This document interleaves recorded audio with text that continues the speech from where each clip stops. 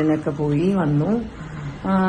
പിന്നെ കുറച്ച് ദിവസമായിട്ട് ഒരുപാട് പേര് എന്നെ വഴിയിലൊക്കെ വെച്ച് കാണുമ്പോൾ എന്നോട് ചോദിക്കുന്നുണ്ടായിരുന്നു ആ ഒരു വാട്സാപ്പ് ഗ്രൂപ്പ്. എനിക്ക് വന്ന മെയിൽ എന്ന് പറഞ്ഞു കഴിഞ്ഞാൽ ഈ പൈസയുടെ ഒക്കെ ക്ലിയറൻസിന്റെ കാര്യങ്ങളുമായിട്ട് ബന്ധപ്പെട്ടിട്ട് കെവിൻ എന്ന് പറയുന്ന ഒരാൾ ലണ്ടനിൽ നിന്ന് വരും, എന്നിട്ട് അയാൾ നിങ്ങളെ കോൺടാക്ട് ചെയ്യുമെന്നാണ് പറഞ്ഞത്.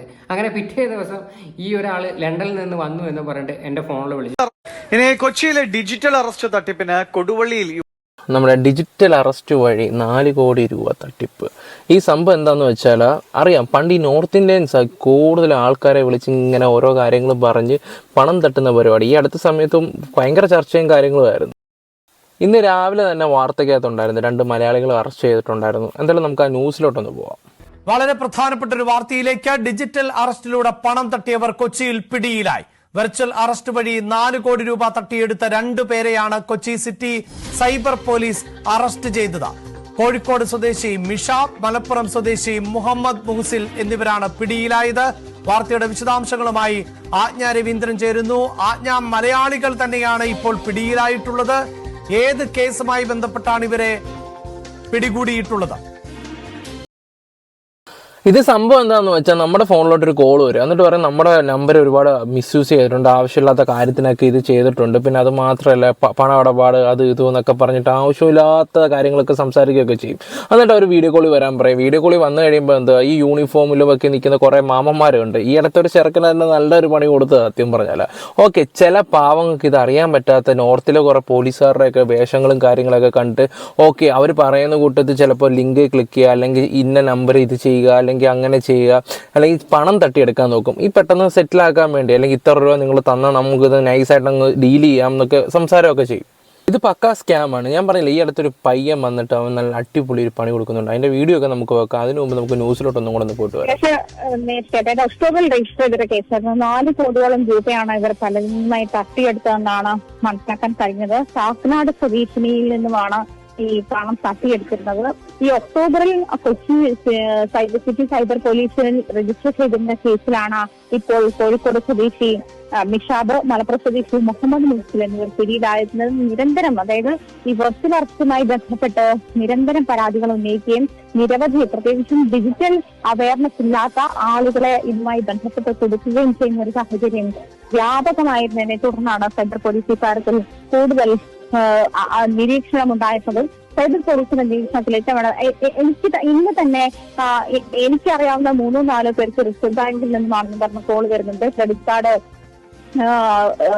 ക്രെഡിറ്റ് കാർഡ് ഉപയോഗിച്ച് പോസ്റ്റർ നടന്നിട്ടുണ്ട്, അതുകൊണ്ട് 2 മണിക്കൂറിനുള്ളിൽ നിങ്ങളുടെ ബാങ്ക് അക്കൗണ്ട് എല്ലാം ഫ്രീസ് ചെയ്യപ്പെടുമെന്ന് കൂടുതൽ ഡീറ്റെയിൽസിന് ഏത് നമ്പർ, ആ തരത്തിലുള്ള ഏത് നമ്പർ പ്രസ് ചെയ്യുന്നുള്ള തരത്തിലുള്ള മെസ്സേജുകളൊക്കെ വന്ന 1-2 പേരെ ഇങ്ങനെ എന്റെ പരിചയത്തിൽ തന്നെയുണ്ട്. അപ്പൊ ഈ ഒരു പ്രവണത തുടർന്നുകൊണ്ടേ ഇരിക്കുകയാണ്. ഇതുമായി ബന്ധപ്പെട്ട വെർച്വൽ അറസ്റ്റ് ഇല്ല എന്നും, അതല്ലെങ്കിൽ ഇങ്ങനത്തെ ഒരു രീതിയില്ല, ഇങ്ങനൊരു നടപടി പോലീസിന്റെ ഭാഗത്തുനിന്നോ അതല്ലെങ്കിൽ ഏതെങ്കിലും വിദേശ രാജ്യങ്ങളുടെ ഇപ്പൊ ഈ പരിപാടി കൂടുതൽ ഇപ്പൊ ചെയ്യുന്ന നമ്മുടെ മലയാളികളാണ്. അത് ഓർക്കുമ്പോഴേ നമുക്ക് ഏറ്റവും കൂടുതൽ വിഷമം വരുന്നത്. ഒന്ന് ആലോചിച്ച് നോക്കിയേ, ഓരോരുത്തവന്മാർ നോർത്തിൽ അവിടെ ഇവിടെയൊക്കെ പോയി ഓരോ ഉടായ്പ പഠിച്ചിട്ട് വന്നിട്ട് ഇങ്ങോട്ട് നാട്ടിൽ വന്നിട്ട് ഇത് ഇറക്കുമതി ചെയ്യുന്ന കാണുമ്പോഴേ നമുക്ക് ഒരുപാട് വിഷമങ്ങൾ വരുന്നത്.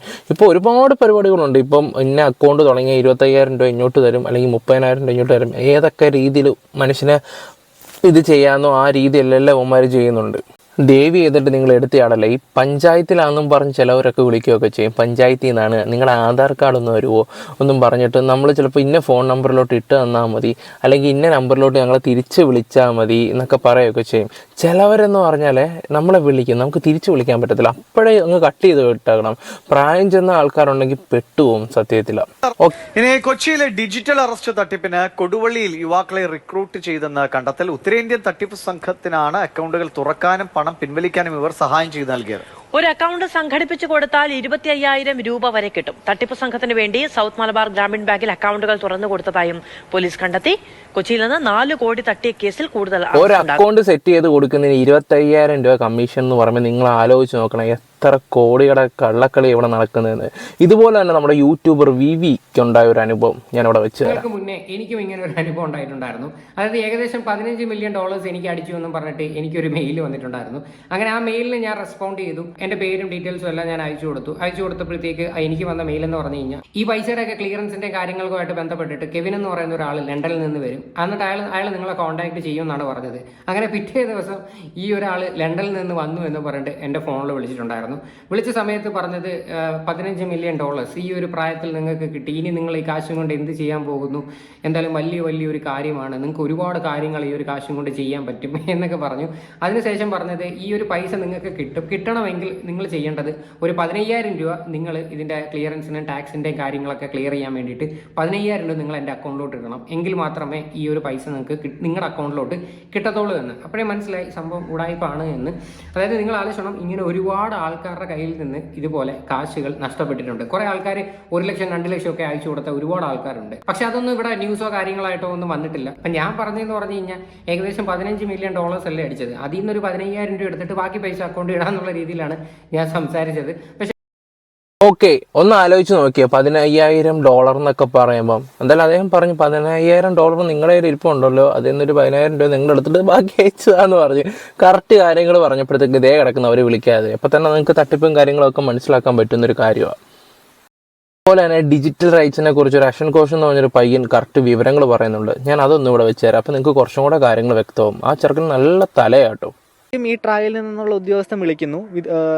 ഇത് ഈ കോള് നമ്മൾ കണക്ട് ചെയ്ത് കഴിയുമ്പോൾ ഒരു ഉദ്യോഗസ്ഥൻ ഫോൺ എടുക്കും. എന്നിട്ട് ഇതേപോലെ പറയും, നിങ്ങളുടെ ID കാർഡ് ഉപയോഗിച്ച് വേറൊരു സിം എടുത്തിരിക്കുകയാണ്, ആ സിമ്മിൽ നിന്ന് കുറേ അധികം നമ്പറിലേക്ക് ആവശ്യമില്ലാതെ സ്പാം മെസ്സേജസും മറ്റും പോയിട്ടുണ്ട്.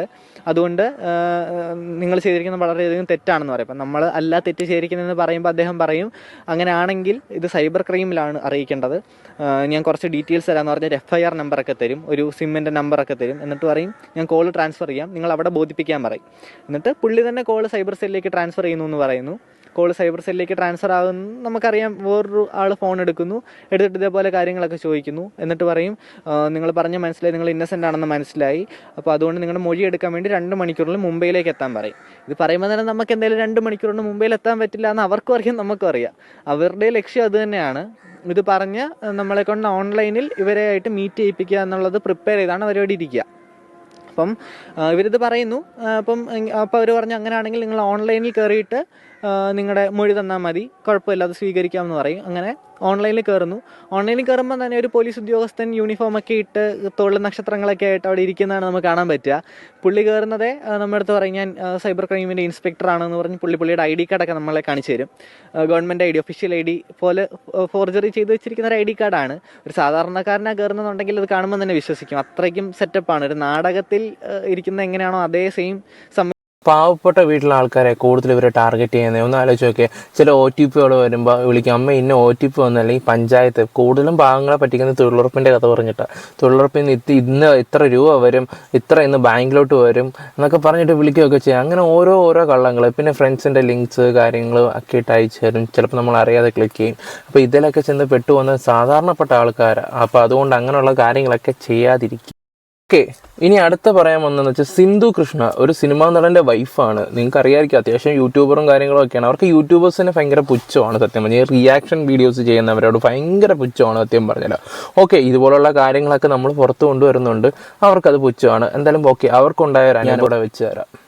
ഇതിനൊക്കെ പോയി വന്നു. പിന്നെ കുറച്ച് ദിവസമായിട്ട് ഒരുപാട് പേര് എന്നെ വഴിയിലൊക്കെ വെച്ച് കാണുമ്പോൾ എന്നോട് ചോദിക്കുന്നുണ്ടായിരുന്നു ആ ഒരു വാട്സാപ്പ് ഗ്രൂപ്പിലൂടെ നടക്കുന്ന ഒരു ഫ്രോഡിനെ കുറിച്ച്.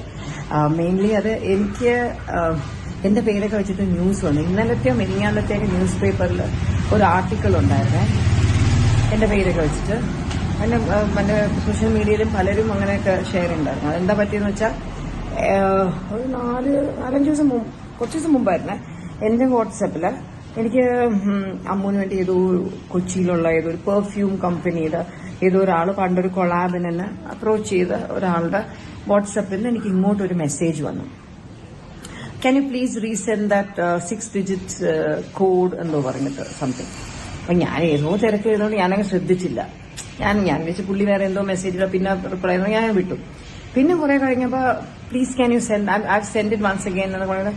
അപ്പൊ ഞാനിങ്ങനെ ഒന്ന് നോക്കുമ്പോൾ ഞാനപ്പോൾ വിചാരിക്കുന്നത് ഈ പുള്ളി എന്താ ഇങ്ങനെ ഒരു വാക്കല്ലാത്ത. അപ്പം ഞാൻ അതിനെ അങ്ങോട്ട് റെസ്പോണ്ട് ചെയ്തു, പറ്റില്ല, വൈ ഷുഡായി, എനിക്കറിയാം ഇത് സ്കാം ആണ് എന്നൊക്കെ പറഞ്ഞ് ഞാൻ റിപ്ലൈ ചെയ്തിട്ട് ആയിട്ട് ഞാൻ ആ ആളെ ബ്ലോക്കും ചെയ്തു. പിന്നെ അത് കഴിഞ്ഞിട്ട് അന്ന് രാത്രിയാണ് ഞാൻ ഇങ്ങനെ ഇൻസ്റ്റയിലൊക്കെ നോക്കിയപ്പോൾ ആരൊക്കെയോ ഇതുപോലത്തെ വീഡിയോസ് ഇടുന്നുണ്ടായിരുന്നു. ഈ വാട്സാപ്പിൽ ഇതുപോലത്തെ ഒരു സ്കാം നടക്കുന്നുണ്ട്. അത് അപ്പൊ എന്നെ ആ മെസ്സേജ് ചെയ്തതേ ആ പുള്ളി അല്ല. കണ്ടോ, ആ വ്യക്തിയുടെ ഫോൺ ഹാക്ക് ചെയ്തിട്ട് വേറൊരു പുള്ളിയാണ് സത്യത്തിൽ മെസ്സേജ് അയച്ചത്. അപ്പോൾ ഒന്ന് ആലോചിച്ച് നോക്കണം. ഇപ്പം നിങ്ങളുടെയൊക്കെ ഒരു സുഹൃത്തായിട്ടൊരു വ്യക്തിയാണ്, ക്ലോസ് ആയിട്ടുള്ളൊരു സുഹൃത്തായിരിക്കും, അവൻ്റെ ഫോൺ ഹാക്ക് ചെയ്തിട്ട് ചിലപ്പോൾ ഇതുപോലെ നിങ്ങൾക്ക് മെസ്സേജ് അയക്കും, അല്ലാതെ ഇന്ന പോലെ ലിങ്ക് മെസ്സേജ് അയക്കും, അല്ലെങ്കിൽ ഇന്ന പോലെ ഇത് ചെയ്യുമെന്ന് പറഞ്ഞാൽ തീർന്നു. അതുകൊണ്ട് ഇങ്ങനെയുള്ള കാര്യങ്ങളൊക്കെ കൂടുതലും ശ്രദ്ധിച്ചും കണ്ടും ചെയ്യുക. ഈ പറയുന്ന സിന്ധു കൃഷ്ണയുടെ മകൾ അഹാനയാണ് ഈ കാര്യങ്ങൾ സ്റ്റോറി ഇടുകയൊക്കെ ചെയ്തത്. അങ്ങനെയാണ് കൂടുതലും ആൾക്കാർ അറിയാനിടയായതും. പിന്നെ 2-3 യൂട്യൂബേഴ്സും ഇതിനെക്കുറിച്ച് റിയാക്ട് ചെയ്യാനും ഒക്കെ തുടങ്ങും. അയാളുടെ ഫോൺ ആരോ ഹാക്ക് ചെയ്ത് കഴിഞ്ഞു. ഹാക്ക് ചെയ്തിട്ടാണ് അതിൽ നിന്ന് ആ പുള്ളിയുടെ കോണ്ടാക്ട്സിലുള്ള എല്ലാവർക്കും ഇതുപോലെ മെസ്സേജ് പോയിക്കൊണ്ടിരിക്കുമായിരിക്കും.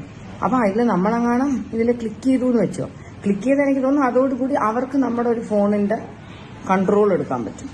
ദീസ് പീപ്പിൾ കൺട്രോൾ എടുക്കാൻ പറ്റിയാൽ അവർക്ക് എല്ലാത്തിലോട്ടും ആക്സസ് കാണും. നമ്മുടെ മൊബൈൽ വഴിയല്ലേ നമ്മുടെ ബാങ്കിന്റെ ഡീറ്റെയിൽസ് എല്ലാം നമ്മുടെ മൊബൈലിലാണല്ലോ, ഏകദേശം എല്ലാം. അപ്പൊ നമ്മുടെ ഈ ഒരു കോഡ് അവർക്ക് നമ്മളൊന്ന് ടൈപ്പ് ചെയ്ത് കൊടുത്താൽ ഐ തിങ്ക് അതോടുകൂടി ദേ ക്യാൻ ഹാക്ക് ആ ഫോൺ. അല്ലെങ്കിൽ നമ്മൾ നമ്മളെ ഫോൺ യൂസ് ചെയ്യുന്ന അതേ രീതിയിൽ I think they can also use it എന്ന് എനിക്ക് തോന്നുന്നത്. സോ ഇതിപ്പോ എല്ലാരും ഒന്ന് അവെയറായിരിക്കണം. ഇതുപോലെ ഇതെന്നല്ല, ഈ ഞങ്ങള് കുറച്ച് നാൾ മുമ്പ് നിങ്ങൾ കണ്ടിട്ടുണ്ടോ, അമ്മുന്റെ ഇൻസ്റ്റാഗ്രാമിൽ ഇട്ടിട്ടുണ്ടായിരുന്നു, നമ്മളിവിടെ സൈബർ സെല്ലിന് വേണ്ടിയിട്ട് ട്രിവാൻഡ്രം പോലീസ് ഹെഡ് ക്വാർട്ടേഴ്സിന്റെ അവിടെ പോയാണ് നമ്മളവിടുത്തെ ഓഫീസേഴ്സൊക്കെ ആയിട്ട് അതിനെക്കുറിച്ച് ഡിസ്കസ് ഒക്കെ ചെയ്തിട്ട് അമ്മുനെ വെച്ചിട്ടൊരു കൊളാബ് ചെയ്തിട്ടുണ്ട്. ഞാനും ഉണ്ടായിരുന്നു അതിൽ.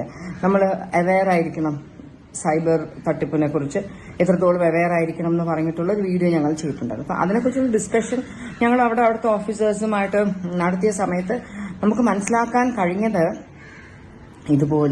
ഇതുപോലത്തെ സൈബർ തട്ടിപ്പുകൾ ചെയ്യാനായിട്ട് ഇവിടെ ഈവൻ ഇന്ത്യയിൽ നിന്ന് കേരളത്തിൽ നിന്ന് പോലും നല്ല ഈ ടെക്കി ആൾക്കാരെ അവര് ഇന്റർവ്യൂ ഒക്കെ നടത്തി റിക്രൂട്ട് ചെയ്ത് കൊണ്ടുപോകുന്നുണ്ട് പുറത്തോട്ട്. കൂടുതൽ ആഫ്രിക്കൻ കൺട്രീസ്, പിന്നെ കുറച്ച് ഏഷ്യൻ കൺട്രീസിലൊക്കെ ഇത് ചെയ്യുന്നുണ്ട്. അങ്ങോട്ടൊക്കെ പോലീസുകാർ തന്നെ പറഞ്ഞു കേട്ടില്ല, നമ്മുടെ നാട്ടിലെ പിള്ളേർ തന്നെയാണ് ഓരോ സ്ഥലത്ത് പോയിട്ട് ഓരോ കാര്യങ്ങൾ ചെയ്യുന്നത്. അതുകൊണ്ട് എല്ലാവരും സൂക്ഷിച്ചും കണ്ടും കൈകാര്യം ചെയ്യാൻ നോക്കുക. ഉള്ള വള്ളിക്കെട്ടിൽ പോയി പെടാതിരിക്കുക. ഫോണിലും ഇതുപോലെ ഹാക്കും അതും ഇതും പ്രശ്നങ്ങളും, പ്രത്യേകിച്ച് ലിങ്ക് കാര്യങ്ങളൊക്കെ. പിന്നെ എന്താ പറയണ്ടേ, ഗൾഫിലും ദുബായിലും ഒക്കെ നിൽക്കുന്ന മക്കളൊക്കെ ഉണ്ടല്ലോ, നാട്ടിലെ അച്ഛനമ്മമാരെയൊക്കെ നിർത്തിട്ട് പോകുന്നത്, അവരിടയ്ക്കൊക്കെ ഒന്ന് വീട്ടുകാരെ ഒന്ന് വിളിച്ചിട്ട് കാര്യങ്ങളൊക്കെ ഒന്ന് പറഞ്ഞു കൊടുത്താൽ അത്രയും നല്ലതായിരിക്കും. ഓക്കെ ഗൈസ്, അപ്പോൾ നമ്മുടെ വീഡിയോസൊക്കെ ഇഷ്ടപ്പെട്ടാൽ ലൈക്കും ഷെയറും സബ്ബും ഒക്കെ ചെയ്യുക. Bye, love you all.